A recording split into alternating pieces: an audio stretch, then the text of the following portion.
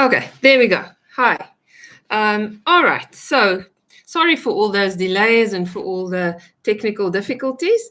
Hopefully in time we will get this right and we won't have more issues with connectivity.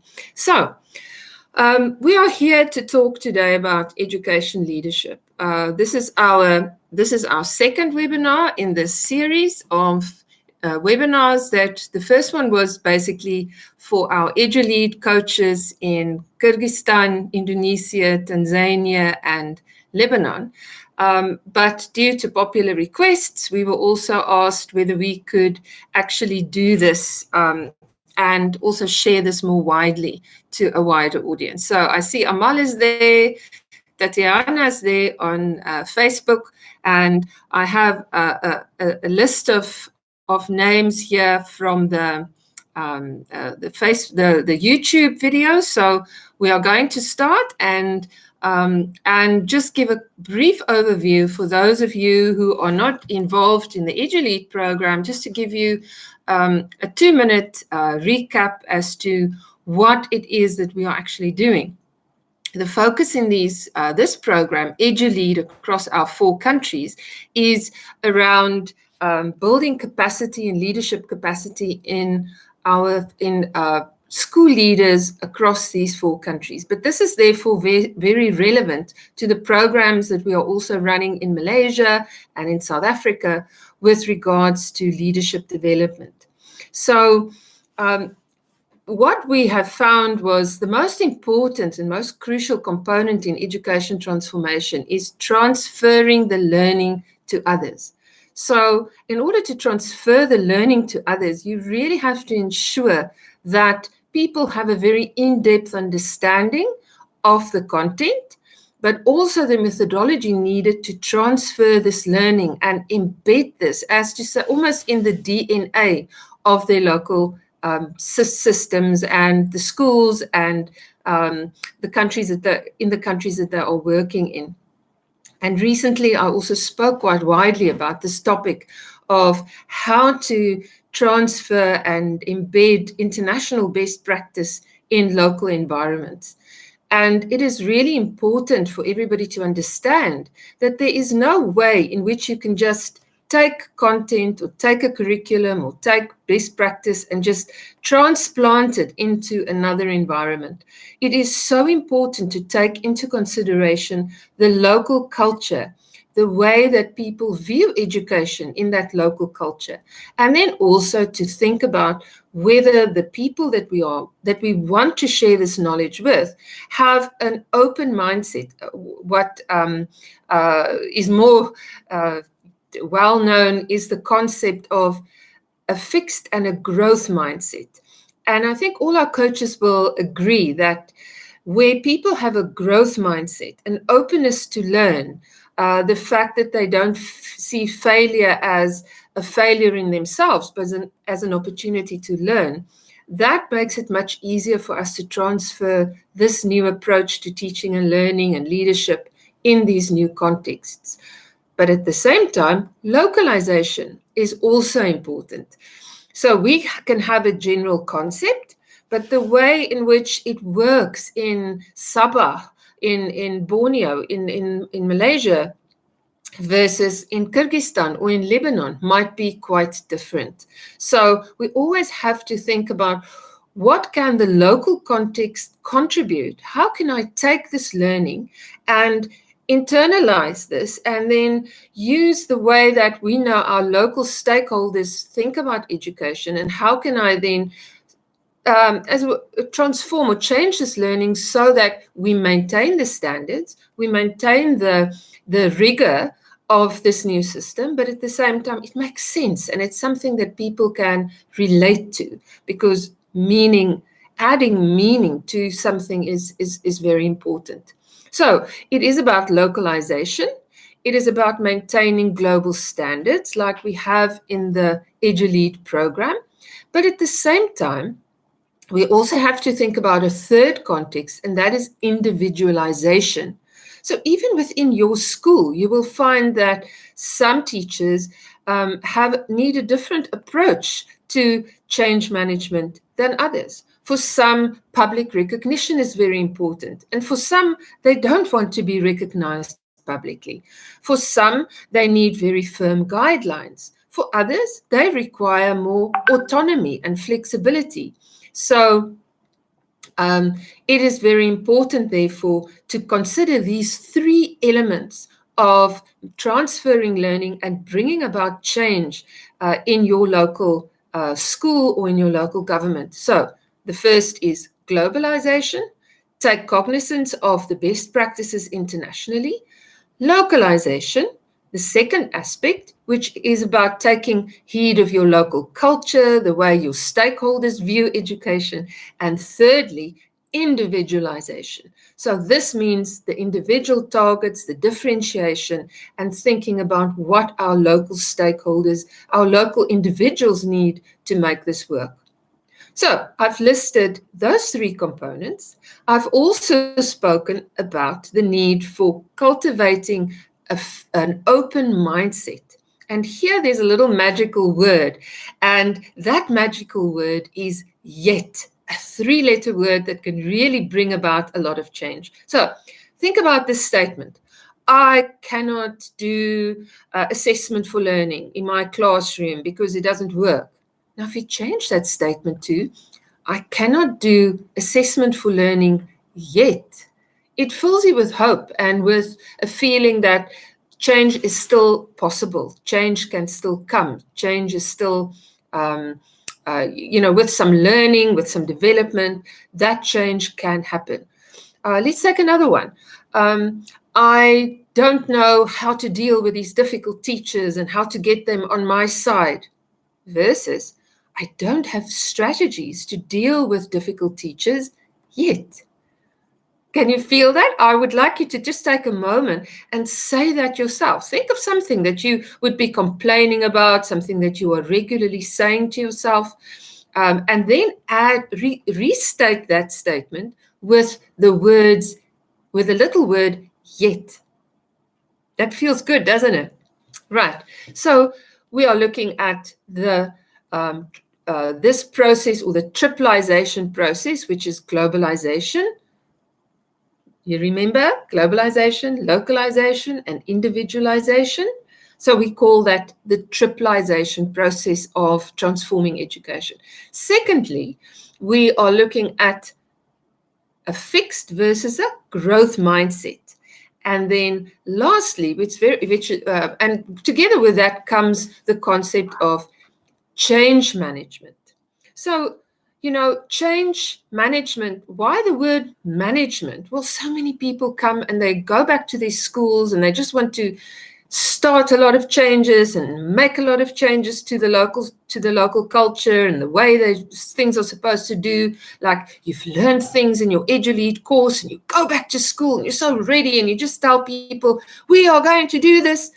It's not going to work because we have to, I think it's Dr. Henry just giving us a call.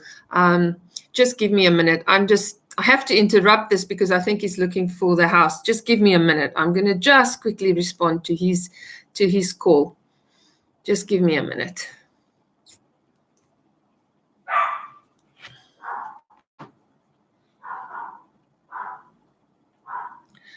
Let me just give him the right address.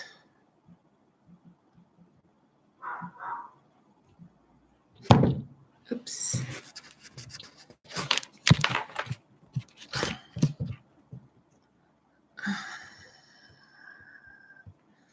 Technology, sorry about this, people running two things on the same platform. It's not always easy. I'm just going to resume. I hope that he finds the house. Yes, we are back again. So we were talking about change management. And when we think about change management, the word management is so important. We are managing the change, which means we have to be proactive. We have to think to ourselves, well, what can go wrong? Who are the people that are going to resist this change? why are they resisting this change? Is it because they are afraid of change? Is it because they don't know, they don't have the right skill sets? Is it because they have a fixed mindset? Is it because they just haven't been properly informed? Those are all things that we have to consider. People are afraid of change. People are comfortable in their own zones. They know what they can do well, what works well, what have always worked well for them. And therefore, when you want to introduce this new change in your environment, you have to think about, well, what can I do? Do people need more change, more training? Have I really communicated with them the why, the vision, what we want to achieve with this change? And also, have I identified correctly who are the ones who are just saying that they're ready for the change, but are actually resisting that change through passive-aggressive actions? So in front of you, I will nod my head, I will smile, I will say yes. But when I leave that discussion, I will say, I'm not going to do it. Let them see how they're going to manage this. So, and then in our EduLead course, we've actually looked very closely at change management and at some theories of change management. And I hope that when Dr. Henry joins us, he's going to talk with a lot of experience, especially about the change projects that he's been involved in and the power of networking and how to break down that resistance in others. So one of the theories, while we're waiting for him to join us, one of the theories of change that we looked at was John Kotter's change model. And in this change model of John Kotter's, he identifies 8 steps. And he then took this and he created a paradigm of penguins on an island and how on an iceberg. And this iceberg was melting, but nobody wanted to acknowledge it. There was one brave penguin who realized that this problem existed. And he tried to get others to believe him, but they were sarcastic, they were laughing at him, very much like the climate change debate, where some people say, it just doesn't exist, it's not there. I think Dr. Henry's arrived, and hence my dogs are making a huge racket. So if you can excuse me for 1 second, I'm just going to let him in and lock my dog away. Just 1 second. Hi, Henry. I'm just going to close the door.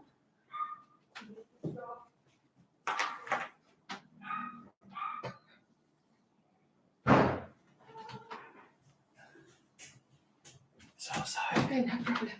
All right, we're going to change the cameras now. Can you sit a bit closer?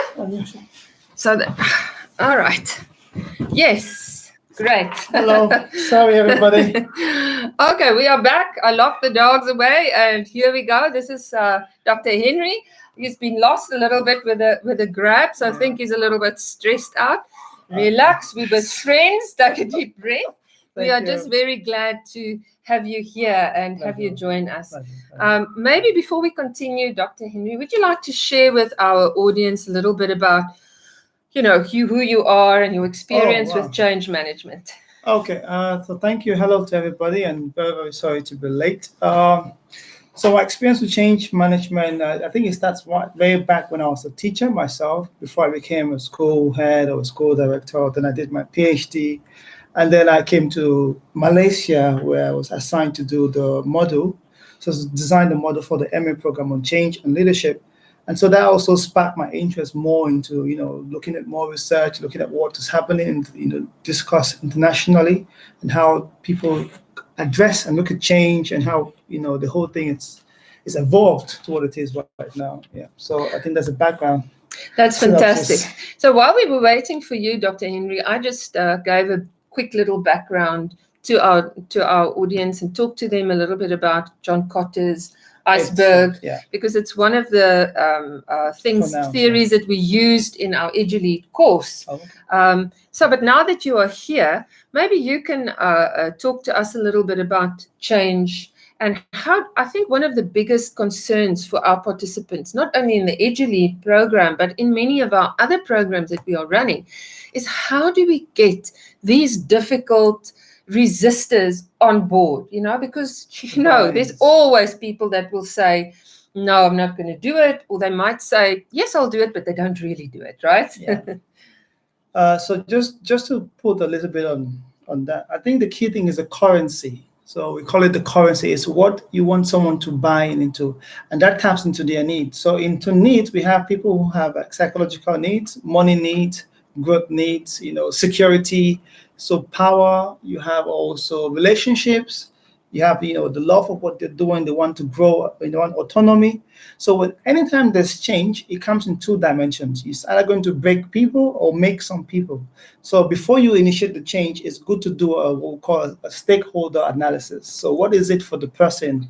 What is people's fears? What are their worries? What are their concerns? So everybody will have an idea of what the change is all about. Then you're now able to find a narrative to discuss that or design a message about the change that suits their currency. So before you go further, I think this is a fantastic concept that we can start introducing. What is their currency? So I think everybody can think about what is the currency. That currency means what is the need of the individual. What's in it for me? And then you are saying, let's do a stakeholder analysis before we start. So do you have any examples of this kinds of stakeholder analysis that we could perhaps share later on with our audience? Because I developed the model myself, so it's kind of it's just template. So you have a person, it's like a profile. It's like someone's name, what they're currently doing, how they've been doing. Are they frustrated in that job? Are they excelling? Do they want to grow, or do they want to, stay within? What are their fears? What are their concerns? What power dynamics do they own? So people want to resist change if they feel like you're going to destabilize the power they already have. You're going to destabilize the relationship that already existed or established. So it's more of the certainties and uncertainties. What is it they want and how you can. So you need to document that. So how do you, if you talk about the power relationships, can you just give, I know you spoke about it a little bit more, but maybe just give our audience, what are those? What is that power relationship? I'll give you a true case, which is happening in Malaysia. So there's about to be a change in the department. If that change happens, someone's going to lose power. So it's going to get power for certain control of things, resources, and the hierarchy. And if they do that, then they lose what they call malu, space. So they don't feel too happy. So what they do, they start polluting other people to resist the change. So they kind of build an in-group thing that kind of says, no, we don't want to change because of this. So they give you another alternative. But whereas the real issue is that the person is afraid to lose power. Now, what do you do when this happens? Because I mean, in a school, for example, if you want to bring in a more distributed leadership, which is so important for getting the broader buy-in, yet you have these one or two people that had always made all the decisions in the past. What practical advice can you give? So I'm happy you said distributed leadership. So it's more about finding a way to disperse the responsibility, disperse decision-making, autonomy, disperse resources as well. So you don't want one person to be in charge of all the resources. You don't want one person to be in charge of all the decision. Let it be interconnected. Let it be interdependent so that it's on its own. It can't really function. So that you need everybody. You need a piece of everybody. And so you kind of take away that autonomy, not autonomy, that hegemony, that power, that supremacy. And you kind of distribute it to everybody. So it's something which it takes time to build. Right? You need to kind of get into the conversations with them, to listen to what they're saying, their tone, their language, how people perceive them in teams, and how to treat other members within the team. That you want to tap into that. So how do you identify who you would give that responsibility to? It's a good. That's a very good. So in terms of leadership, it leads from teams, departments, and then maybe sectors and stuff. When it comes to identifying talents, that you now move into talent management. and you want to go back to your principles. What is your organization all about? Is it about collaboration? Is it about purpose? Is it about results? Because if it's about results, then you kind of negate certain things and you ignore them and find those people who just want, to get results at whatever Results, cost. yeah. So the principles of the organization should determine how you select those who be in positions of authority, those in position of power, those in position of resources, and how to deliberate or how to delegate those things to. So if you want to select people in a distributed form, it's based on the principles of the organization, their personal characteristics, their personality, and how they interconnect. So the social element of their, their dealing with the whole team. Because you might be very, very smart, very good, but your interpersonal relationship with the team is not good, and that affects the whole team. So basically what you're saying is, before you can start with delegation or distributing leadership as a leader, you really need to know your people very well. If you don't know your people, you're not leading anybody. Now, we know that in Goldman's 6 Secrets of Change, he said the first one is love your staff, or love the people that you manage. Now, do you think that is valid? Very, very, very, and it's valid on many dimensions. The first dimension is about people want to work in places where they're valued. Yes. And they'll also listen to you or subdue themselves or comply with the change if they love you, if they kind of like what you say to them, if they kind of see you like, like if they see you like a role model, they see you like someone who is very, very honest, your integrity, it's high, and they can trust you. Then whatever you say, they kind of align themselves to it, even if they don't like it, but they're following the leader. So you loving the people, because it's very, very simple. Leadership is about providing the support for the people who are under your charge, for them to do what they're supposed to do. Yes. You're not doing the job. They're the ones who are going to do the job. Yeah. So your role is to provide an environment that supports them, a psychologically safe space for them to walk and express their ideas without being scared of being shut down or being belittled or undermined, and also removing all the barriers that makes them slow down in their work. So what you're saying, to summarize that, is that it's not enough to just identify a person and give that person responsibility. You also have to ensure that you support that person, and that as a leader, and I think I read a quote the other day, and I can't remember who it was, but said that my role as a leader is merely to take away the barriers for my staff. So it's that empowerment, but empowerment means that I empower you, but I support you. But what about accountability? I'm now giving you all this. I've distributed the leadership. I've empowered you to make the decisions. I'm supporting you. How can I be sure that people are actually going to take the right decisions? Because I think many people are afraid of that, right? What if this causes damage to the finances? How am I going to ensure that these people are actually, that I'm not going to be harmed as a leader? So that comes back to the culture. The culture. Yesterday, I think I was with the head teacher of Tunkumzara and James, and we're talking about how you actually delegate responsibility. Yes. And then they report back to you, knowing fully well that even if they messed up, you won't scold them down. Yes. They'll be honest with you, and they'll tell you, oh, this is where I went wrong, and this is how together you can now readjust the pathway to improve. Yes. So in one hand, they're also improving, they're also trying to learn, because they know you're supporting them quite well. And on the other hand, you're also giving them opportunity to display their talents. So what is so important, and I think what you've mentioned now, it comes back to the relationship and a trust relationship. Trust relationship. And that is also, I think, linked to what I spoke about before you came, and that is this growth mindset. And a growth mindset means I view failures as opportunities to learn. But at the same time, we need a safe environment where people feel it's okay to take risks and it's okay to make mistakes. But I think we're coming back to people that will be afraid to do this, because what if these people make mistakes? How is that going to affect me as the leader, or the one who's ultimately accountable to the school owner, to the government? If I've now delegated this, they made a mistake, and now there's a big disaster. I think that is the thing that's preventing people from delegating. How can we offset that? Well, I think that's one. Another one is greed. Greed. Oh, yes. Another one is fear of letting someone else excel better than you. Yes. So people are afraid to actually give people the stage to. But I think what you've mentioned, I just forgot. It has to do with how much you trust yourself and how much preparation you have also placed in the environment for them to have the capabilities to do what you've given them. Exactly. So it's what we call the task person fit.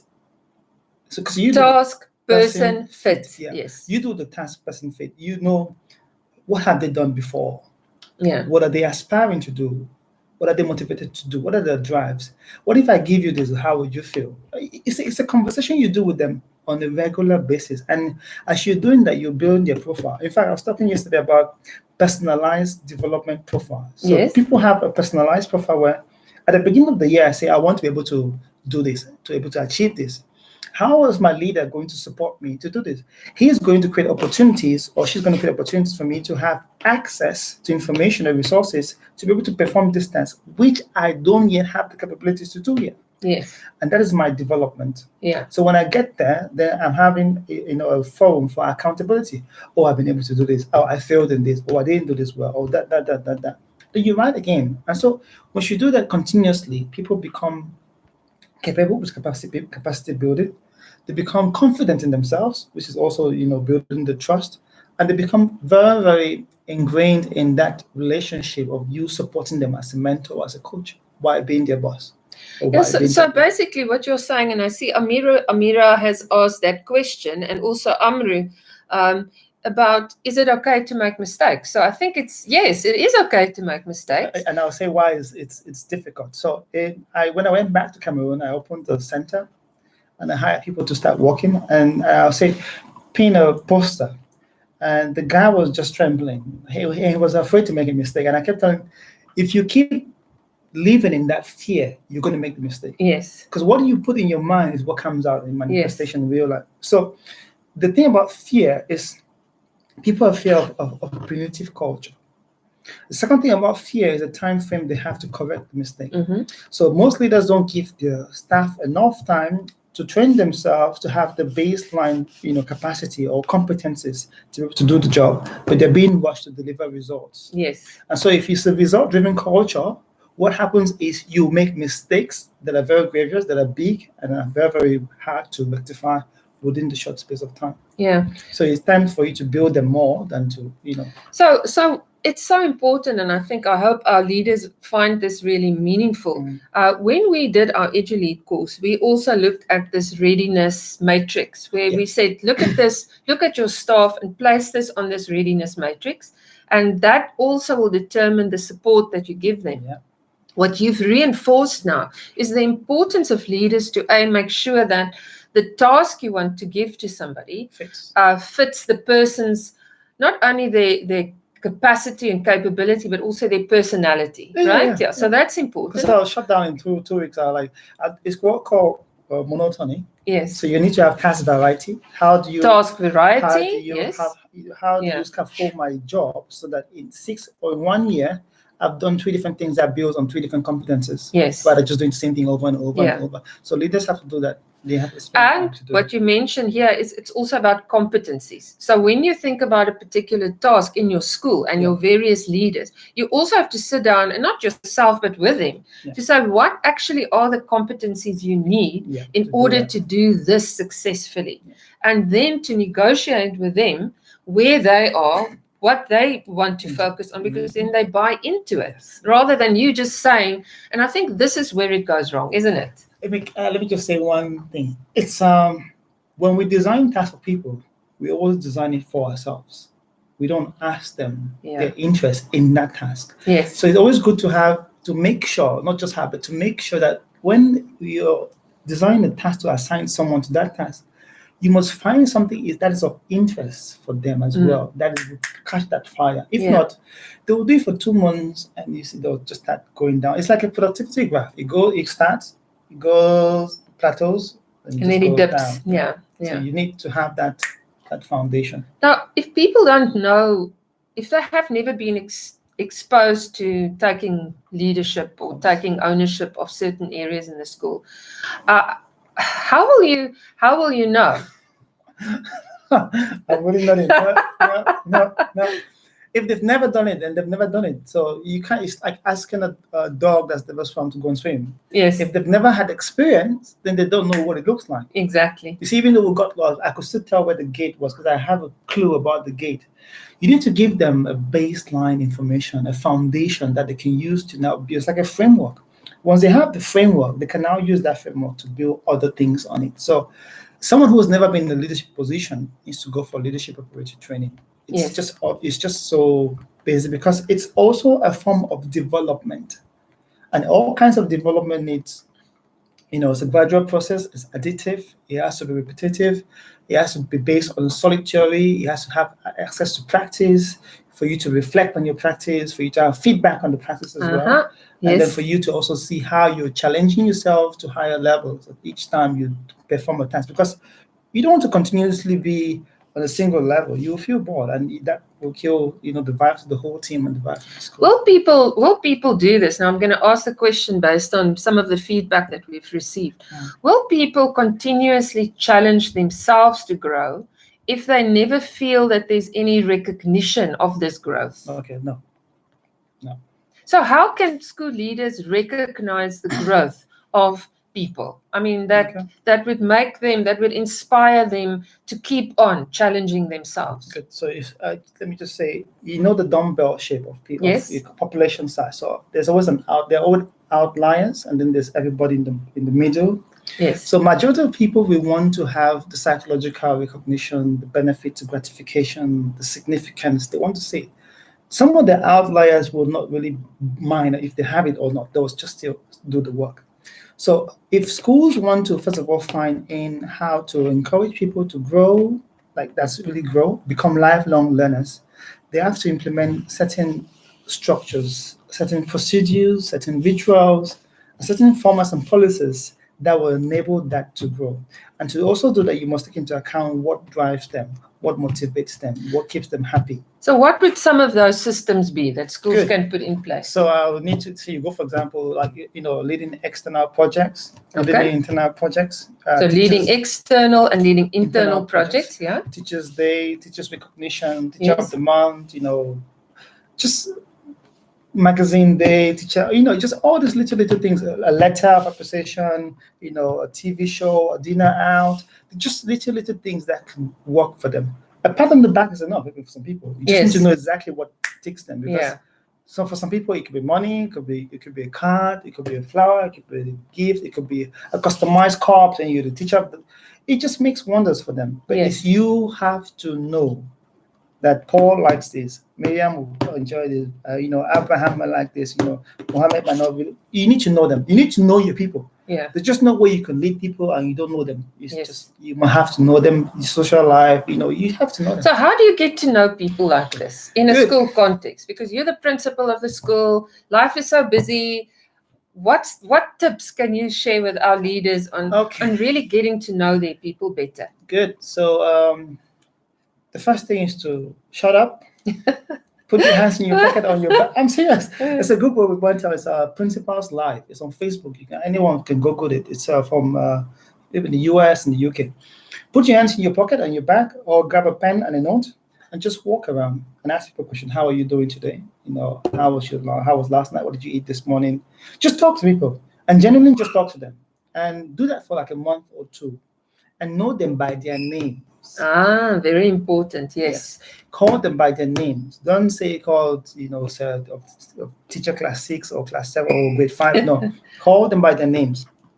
Now, the moment you start tapping into personal relationships with them, and you start supporting them on that level and moving into their professional life, you've won them. So basically, you've won them. And I think that's, it comes back to Goldman, isn't it? Love your people. And that love is demonstrated through, do you really know them? So maybe a tip could be, if you're a new principal, is to have a little notebook and note down their names and because you're so busy and there's so much that you have to know and remember, especially if you have a school with 100 teachers, right? So you've now given some some great tips for us, and that is first get to know them on a personal level. Let them feel that you are supporting them, and then it moves into the professional life because the trust will be built. And one thing, don't ask what did this person did last year. Don't ask for gossips. Don't encourage gossips about people. Yes. Just come with a blank slate and start from there and treat everybody from that angle. And what if you've been a principal in a school for a long time and you now want to change your attitude? So before you didn't do this, and now you want to, you've listened to this webinar or you've read a book, you realize that there are flaws in the way that you have done it up to now. Yeah. Will people buy into it if you suddenly come and, suddenly show this interest? Yeah, it will take a while, but you need to genuinely show it. I don't know how you do it, but I think the one I had last week was about someone who's been in a team and then he was promoted to principalship, and so his friends will start, separating away from him because he now had a new cap on, yes, a new attitude on. But the thing is, you don't want to use your position. It's just a title. Yeah, principalship is a title. The function is to lead the school to its vision and its mission. So it's how you get people around that mission and vision that makes you a leader. Yeah. It's not the title itself. So if you have changed your role and you want to change the culture of the place where you are, which you've been part of it, I think it's just for an open conversation and say, okay, guys, this is the thing which have not been working well. These are the things I think we could do better. I want to hear your suggestions. And you'll be the last person to finalize whatever they come about. And would you say that also, as you are modeling this as a leader, you would also be expecting your heads of department or your senior leadership team to do exactly the same with their teachers in their department? Because that comes back to your very first question, that people resisting. You might expect them to behave, but they might not behave the way you want them to do. And that's because with your own idiosyncrasies and their own personal views about the change. So you have to find a way to get the vision quite clear and then have them to like what you're doing or have them to contribute into the vision. Because if they contribute now, they now have two things. They have authorship and ownership of the vision which you are bringing. So it's no longer your thing, it's our thing. So very importantly, we've mentioned vision and vision and vision again and again and again.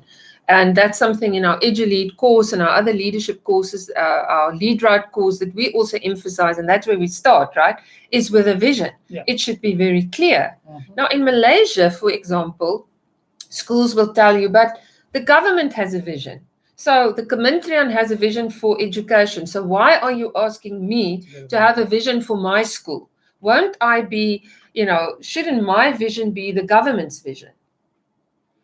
That's a tough one. Yeah, and it depends on if it's a public school, then you want to expect them to align themselves to the government school. It's difficult for government schools to actually say we have a different vision. I think it's very, very logical that they will all follow the same vision the government has placed for them.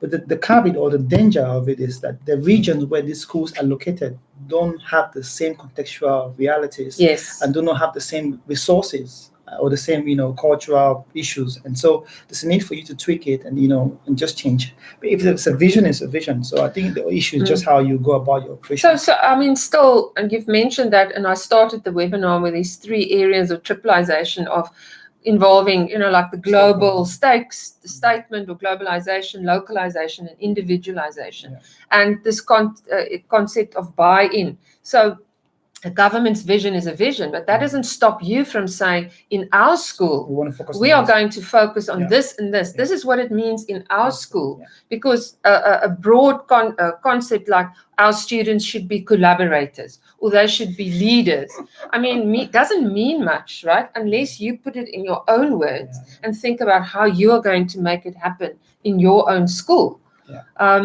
So we've touched on quite a few very important areas. So what do you do? And I think this is a question for our, our private school or international school principals. How do you get the owner of the school or the board of the school to buy in to your vision and the way that, I mean, of course, your vision shouldn't be different from the board's vision, but sometimes you start with, like what's happened in our EduLead course, our leaders attended the training, and then a lot of them went back to school and they got the teachers on board, but then they found the school owner would say no. Or it might be a head of department who started, attended this leadership training, and the school principal doesn't want to buy in. What can we do to manage up? How do we get people above us to also buy into what we are trying to do? Back to currency. Currency. Do you remember currency? So I'll give you the story from KTJ. KTJ, I met Ryan in 2017. KTJ wanted to implement a PLC. And they've been trying to get this through their management system, their head teacher, their principals, for like a year and a half. And it wouldn't go anywhere. It wouldn't take fit. Till there was a change of leadership, change of principal, change of head teacher. And then they said, let's see what this idea is all about. Let's just try it. So they tried it and they started liking it. By last 2018, at the beginning, they all got the secondary school involved. So now they're actually developing the whole program for the whole school. Now, what does that say here? You can't force people to see what they can't see. Yes. Or you can't ask people to buy things in currencies they don't own. So if, for example, you meet someone who's selling something in dollars and you want to give him ringgit, he won't buy it. The transaction is not going to hold. So that's in a way, also a localization and individualization of that process. So if whenever you talk about buying in for senior management, they have just one language, is a profit. What is it going to be in terms of profit? What's it going to be in terms of us reducing cost? So the moment you can tell that conversation in that angle, you've won them. So in terms of cost reduction, it's about capacity building at a very minimal cost. In terms of profit, you have higher achievement rates and parents can pay more.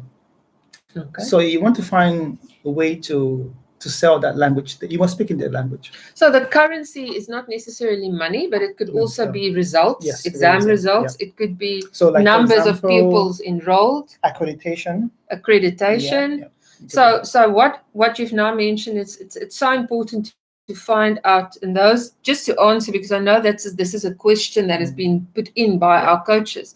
How do I get people above me to buy in? Is the question of currency. Yeah. Find out what is important to them. And in your communication with them, that is what you then prioritize. You might have other benefits that because a teacher might look at it differently, a head of department might look at it differently, but it means you need to change your language. It doesn't mean you're insincere, but it just means you focus on how will that person buy into this and what do I need to put in place.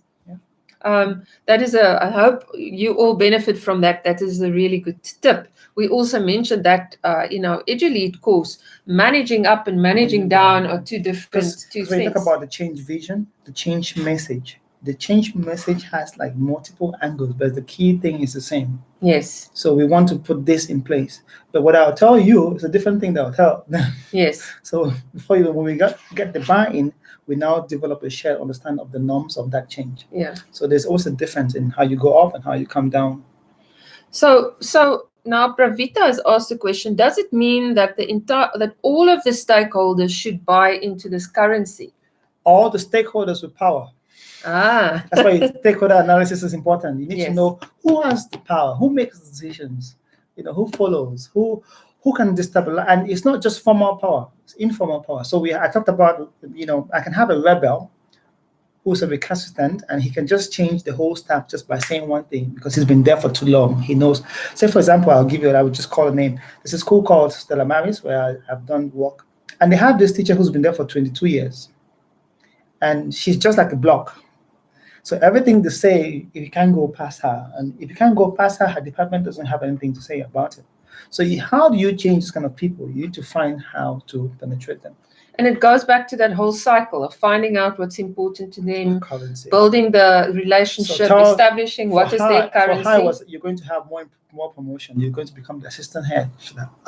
Okay. No, I think this is the practical reality that most of our leaders struggle with. They are enthusiastic. They have learned so much. They go back to their schools and then they run into resistance at various levels, above them, on the same level or below them. And I think So it's this to find is who makes the decisions, who has the power to make decisions, who has the power to influence the to crowd to influence follow. others. So then you now craft your message around your currency. Yeah. So it becomes strong. So it's like a nucleus. You know, a nucleus is so strong that it has the whole thing But moving. do you think it's always possible to get these blockers of change Yeah. on your side? Yeah, because we all have needs. Ah, So you need to find the need. What's their need? Is it security? Is it safety? Is it prestige? Is it phase? There's a need. There's a need behind that resistance. so that's the whole psychology. Maybe Yeah. Maslow's theory, right? This So is, there's a need maybe behind we have to change our minds by saying we don't just say, "Oh, these people it. Yeah, we don't haven't want to do found it." it. We We haven't have to found it say, yet. "I have Haven't not found it Yeah. yet. I have Yes. not found the key to Unlock getting it. their buy-in yet. So Yes. if it doesn't work this way, what Try else this can way. I do?" And maybe that is what leaders should be doing, And right? you can't get to that level if you don't have a documented paper where you say I've tried this against all of these things. So you must document the analysis. documenting is very important. So if I say I want to penetrate Elmarie, what does she like? What does she? I'll have to write it all down. It's careful. It's something which you've done very, very carefully, so that when you try it, the chances of failure are limited. Yes. You don't just assume myself, this person likes this, okay, we'll try this. No. Yeah. You have to have So what you're saying is there always needs to be systems and structures in the approach that you have, right? Stakeholder analysis has a structure. Yeah. Yeah, where there's power, there's dynamics, there's fears, there's consent. You have to write all of them down so that by the time you're crafting your message, you've ticked all the boxes. That's very, very interesting. Yeah, I can send you that that will be good, and it will be good if we can share that with people, with our leaders, because then they can maybe just take it as a test case. Take one person. Don't try and address everybody, right? Yeah. I thought I should be the first model I designed. It should be my laptop. Oh, okay. Yeah. So thank you. We will share that with you. It's very, very important. It's very important to understand who you're dealing with. It's like a competitor analysis. Who you're dealing with. What are the barriers? Why are they having this resistance? There's something behind it. And if you can break that, then you have access to them. So I see Amaru has asked a question. Knowing all people we lead will take time, while schools work out on targets, short term, middle term, and long term. How do you, if these two things don't meet? So actually, I think what he's saying is what you're describing takes time, right? Yes, of course. So you're going to move into a school and you've got all these targets and you have everybody in your back, but you also know I've got to learn. So how do you reconcile all of this? That's a very good question. Now, the issue here is about first you want to exude confidence. Once you have confidence, you're going to start impacting or influencing people around you that are also confident, but they have not had the opportunity to lead. Okay. Now they want to step up, and you're going to empower them to do the task you're supposed to do, which are rudimentary, not analytical. So there are a lot of rudimentary things which you need, and it comes from the school data. So what amount of school data do you have? Who prepares it for you? And who does the analysis? You're supposed to do the analysis and find out what you need to pick out from it to use. And then when you pick out the analysis of what you want to use, you can now empower others or delegate. You see, when we talk about delegating tasks in distributed leadership, people think it's you put on the computer or hand this. No, it's about finding the strategic things that will go in a long way to affect the processes of teaching, learning, and assessment. So who do you use on your team who tackles all of teaching, all of assessment? How do you bring this information? And that's why I like PLCs, because in PLCs, it is an ongoing process where teachers are already doing this work for you, and you're just there to support them.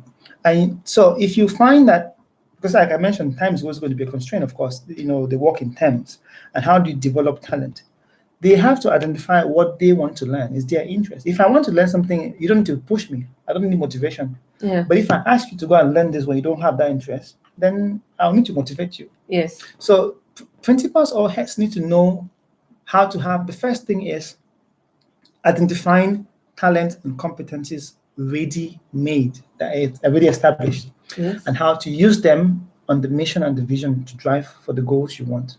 Secondly, you now look the time you have to focus on analytical things. What is not working well in terms of interactions with parents? What is not working well in terms of teaching and learning? Because you're there to solve problems. They're not paying you to teach, although you might teach. But the role you're there is to solve problems for those who are doing the work to do it well. So then you start finding out what are those things which are not working well in those things, and you begin to plug them off. Yeah. So I was actually shouting at one teacher, saying, "We don't have time." I'm like, "What do you mean you don't have time? You have not done it." Go in and say, "Okay, you're teaching mathematics. What have you done so far? What are the challenges you're facing? How can I help you?" You focus on taking off the barriers, Yes. giving them support for capacity building. They will do the best job. Yeah. Because they're also good. They want to be, they want to be effective. They want to be performant. So our role as leaders is to help them performant. And I think so it saves time. Yeah. You can't do everything. So I mean, it all comes back to knowing people, but it's also about knowing the data, knowing the problems. Yeah. You are an investigator. You must know what your school is all about. Yeah. Now, somebody asked a question, and two people actually asked the question Question. It's the same question, and I think it's something that's echoed everywhere, where people seem to think they're powerless. Oh, decisions are made by the government. Decisions are made by people in authority in my school. I don't have the power. How do we address this? I think sometimes it's learned helplessness. Sometimes people feel helpless because they don't take action, but they actually have more power than what they really think they have, right? So if you are confronted by this thing of, or this feeling of, I don't have the power to make the decisions. I'm appointed as a head, but somebody else makes the decisions for me. Are they talking as a position of the head? Or well, teacher? I think I think it was Mr. Harun that asked. Let me just quickly see where. Because as a teacher is different, as a head is different. Yes, Mr. Salim. Mr. Salim says, how does this work in government schools where the head is working under the directives from top authority? Good. So you have two things, and I always say you have two things. It's a choice you make. So are you going to follow a system which is broken, or are you going to tweak it to make it better? If you want to follow the authorities in line with what they've given you and then ignore the realities of your school, then you're doing a disfavor to those who are in your school. You're not serving them well. And so the question is, who are you really serving? The public, the government, or the children, or the future of the country? For me, I always go against that. And why I go against it, because those who write policies write them from a different office. Those who actually disseminate from a different office. And those who bring them to schools are from a different office. And those who implement them are also in a different class. So There's always a disconnect in all the levels. They have no contextual realities of what is actually happening and why it's happening and what we can do to make it happen better. So if you want to stick to following government regulations, government things, the way they have prescribed them, then it's not going to go well. It's always going to be very, very unproductive for those who will be learning. So if they want to change what they are saying, it's how do you go against that, or how do you navigate through it? Is to find what fits for your school. Yeah. What is the priorities for my school?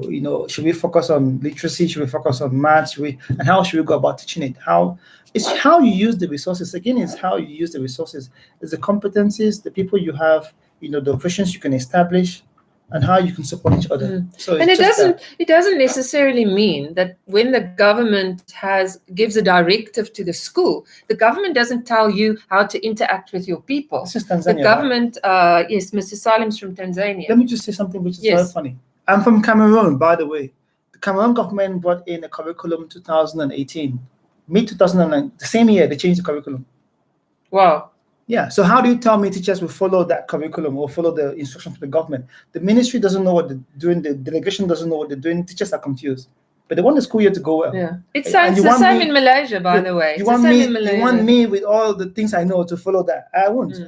Just definitely. Yeah. And what happens is you build a school that is exceptionally very, very outperformant of the national curriculum, then the government wants to come to your school. Yeah. Wow. But I think not everybody has the courage, right? Courage of the conviction. Then step down. Yeah. Because as a leader, this is true. Yeah. This is because, and this is what I'll say here. There are two things in education: income and outcome. Just those two things. And how we get the outcome is that we have a curriculum, we have a workforce that will take the curriculum, teach it, assess it, and send out students to the world of market or to the workforce. And whatever they can produce determines their economic status or their economic production or productivity level. The second thing is When they leave that school, they pay money to the school. So the school owners or whoever runs that has money. So it's income and outcome. Once you go in as a school head, this person who has to moderate that dimension, those two dynamics, you must make a call to yourself. Are you there for the income or you're For there the for the outcome. outcome? Yeah. That will set the path of what you're doing. And that's why we talk about alternative schools. We don't talk about government schools because they are there just to, in fact, it's not even for income. It's just to tick a box that is school existing. What did they learn? What is the content of the curriculum? How are they being taught? How are the teachers being supported? There's nothing. Nothing is happening. In fact, it's now Nigeria they have started their new program called Edu Best. It's a new program where teachers are being supported constantly.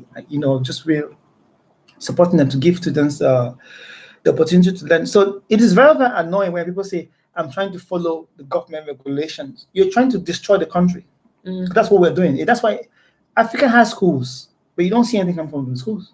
You see people coming up in private schools and people are rushing to private schools. And then the poor ones who don't have money, who are not privileged enough to go to private schools, don't have access to education. It's very much the same in Malaysia. And this is what annoys me a lot. It really annoys me because the resources are not, it's just creativity. It's just you being committed. I say, this is what I want to teach you. I want to do this with you. But I do think that even you can still operate within a broad framework of the government, right? It doesn't mean you're just a rebel that says I'm not going to do what But I think even if there's a policy, you as an individual have a choice as to how you are going to implement that in your own school. In fact, you've made a very good point. So you can say, okay, that's your policy, that's the outcome you want. But the way I'm going to reach that outcome, I am going to make it different in my school. And I've seen this in Malaysia. I told you about St. John's. Yes. Who had a 45% increase in mathematics for just by tweaking what the government said, we want this number of students in the class. And then they change it. We want this amount of teachers in your class. They change it. They just go against it. But they deliver the results beyond expectations. Yeah. Not everybody has the... So they need to build coverage. Yeah. So we need to build coverage, guys. Yeah. I think but let's go back to the fact that if you know the currency, if you have a clear vision, if you support your staff, if you really care about them, and I think the one other thing is reflection. We don't do enough of that. Reflect on the impact of our government. Reflect on the impact on our government. I mean, reflect on the impact of what I'm doing on a daily basis. In my classroom, teachers should do the exact same thing. They are leaders in their own classroom, isn't it? They should know the currency of their students. They should know what matters for their students. They should call them by the name. They should know how to individualize the learning for them.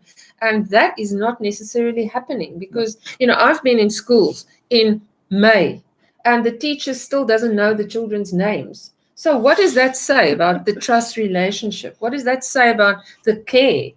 I just want to see what Sheila's given a comment here. When school leaders and teachers work well towards improving learning, the government officials will come and see what's happening. Oh yeah, she's just mentioning your point. And that is really true. I want to give you two examples. One, because I did a school in Uganda. It's called SEMA Education. The minister went there last week for their chess competition. But it doesn't follow the government regulation. But when we signed the documents, we had to say, we'll follow your curriculum. But you will do things and excel to what the government has established. It's just as simple as that. Because what you're doing is really ingrained in teaching and learning. And more of learning even rather than teaching. Because you're actually giving them real hands-on experiences than what is written in the curriculum. So it's something I've seen. I also want to say in Malaysia, I don't think people look at the curriculum. They don't even know what it looks like. No, they don't look. If you really looked at the KSSM or KSSR curriculum, what will you see?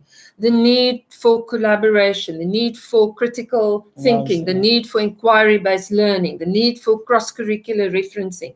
Yet, that doesn't happen. No. Why? Because people don't look at the curriculum. They listen to officers who come down to their school who do not necessarily always have an in-depth understanding. They look at the exam paper and let that guide their teaching. They don't really ask the question, have my students learned anything worthwhile today?